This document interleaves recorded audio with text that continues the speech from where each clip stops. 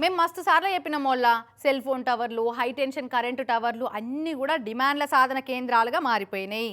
ధర్నా చౌక్లో కూర్చొని ధర్నాలు చేస్తే నిమ్మరసం ఇచ్చి ఎట్లా ధర్నా విరమించేటట్టు చేస్తారో సెల్ ఫోన్ టవర్ ఎక్కి డిమాండ్లు ముంగట పెట్టిన వాళ్ళకు కూడా గట్నే నిమ్మరసం ఇచ్చినంత నిమ్మలంగా బతిలాడి కిందికి దింపి డిమాండ్లు తీర్చవలసిన ఆవశ్యకత ఏర్పడుతున్నదిగా.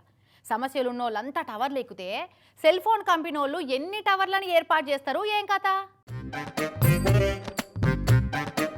ఆడాడ భలే మనుషులుంటున్నారు పో.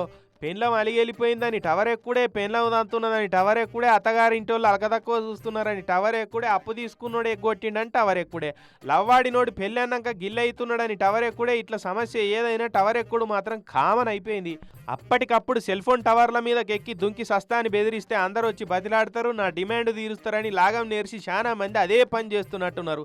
తుమ్మినా దగ్గినా టవర్ ఎక్కి పోలీసు వాళ్ళ నెత్తులు తినుడే కాదు, పొలిటీషియన్ల దమాకు కూడా తింటున్నారు. మొన్నటికి మొన్న ఒక ఆయన అయితే నాకెవరు పనిస్తలేరు, జగ్గారెడ్డి సార్ వచ్చి పని చూయిస్తేనే టవర్ దిగుతా అని జిద్దు చేసిండు. ఇప్పుడు కూడా గసండి ముచ్చట్నే అయింది. సిద్దిపేట జిల్లా దుబ్బాక దగ్గర ఉన్న లచ్చపేట కాడుండే మామిడాల రాజుకి ఇందిరమ్మ ఇండ్ల లబ్ధిదారుల లిస్టులో పేరు రాలేదట. అంతే ఇక మండిపోయిన మామిడాల రాజు మంట మీద పోయి టవర్ ఎక్కిండు. ఓ పిల్లగా రాజు, రానోళ్ళంతా నీ లెక్కనే టవర్లు ఎక్కిన రానువే, దిగొచ్చు, ఈ తాప రాకుంటే మళ్ళీ వస్తుంది కావచ్చు, అందరు నీ లెక్కనే చేస్తున్నారువే అని జనం అంతా బేజఖరాబ్ అయ్యేటట్టు మొత్తుకున్నా దిగలే. ఇక పోలీసు వాళ్ళు వచ్చినాక ఆఫీసర్లకు చెప్పి నీ పేరు మీద ఇందిరా మిల్లు వచ్చేటట్టు మేం చేస్తామా, నువ్వైతే దిగో అని బతిలాడినాక గప్పుడు శాంతి అయిపోయాడు రాజు. నీ కథ సల్లకుండా గినేం పద్ధతే రాజు?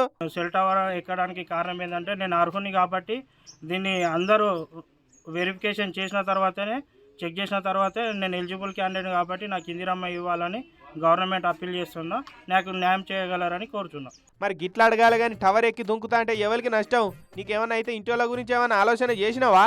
ఇంకోసారి ఇసోటి పనులు చేయకు, ఏమంటున్నావు అని సదిరి చెప్పిరట ఊరోళ్ళిగా.